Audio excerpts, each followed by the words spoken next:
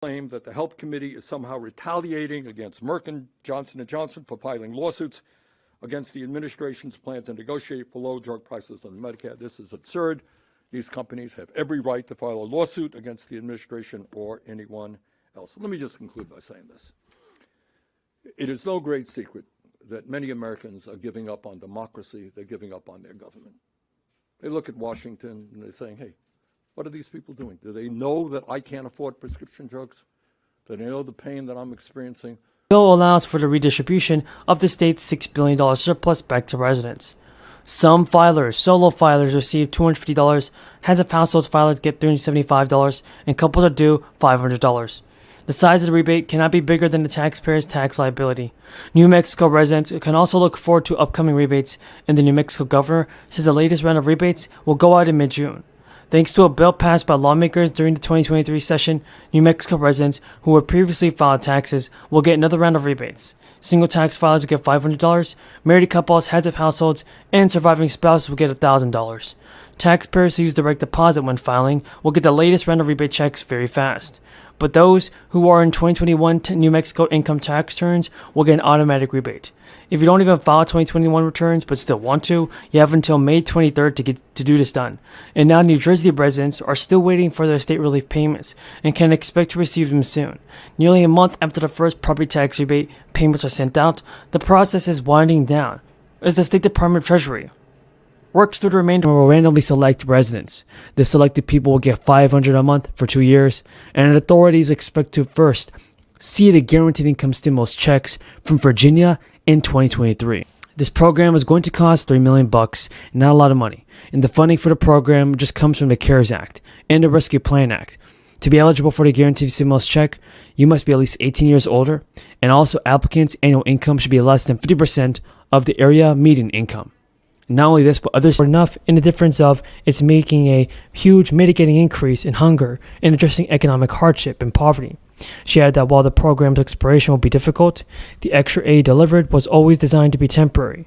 More than 40 million people participated in SNAP as of October, in the latest period of which the federal data was available. Participation hasn't even previously surpassed that level since the summer of 2020, and the program's total cost for fiscal year 2021 was only $113 billion.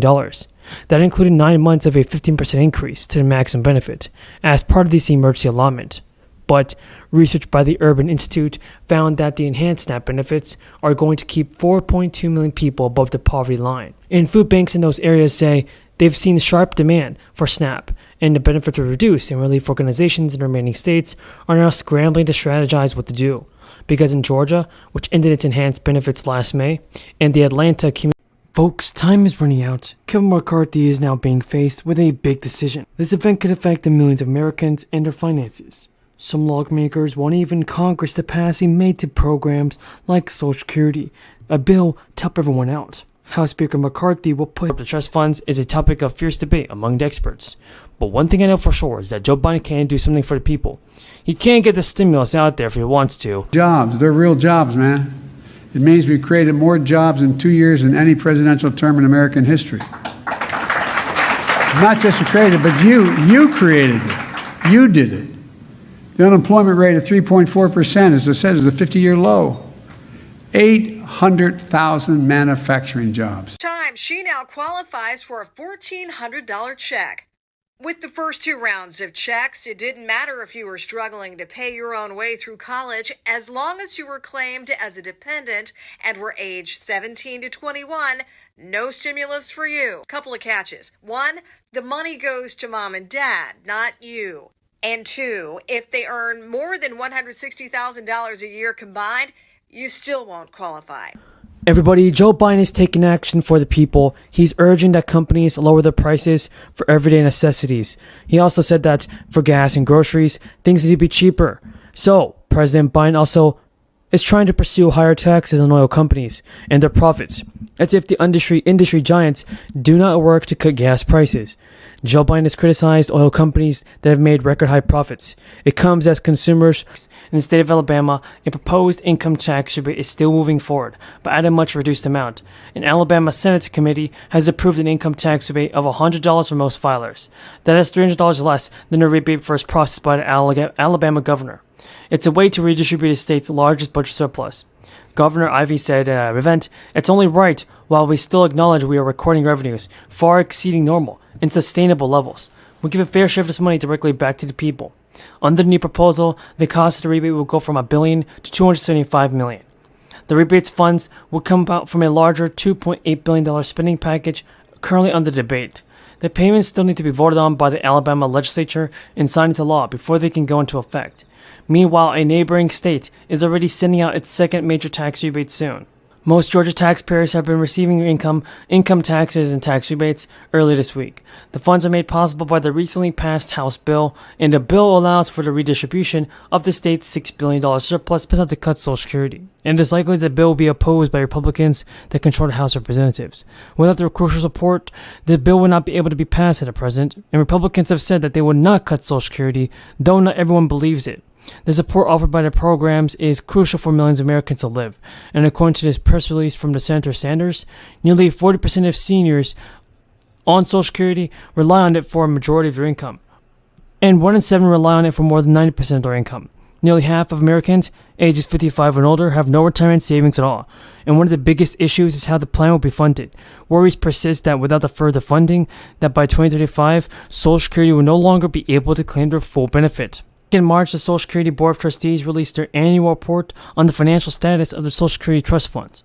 According to the report, cash for the Social Security program will run out in 2025, and that's just in a couple years' time. If more funds are not directed to the program, there will be big problems. The next payment for Ssdi is May 1st. You should have received Social Security on April 3rd and Ssdi on April 1st if you began receiving it in May 1997. Now, inflation's grips on businesses is actually loosened greatly in March. And you should have received Social Security, everybody, many times.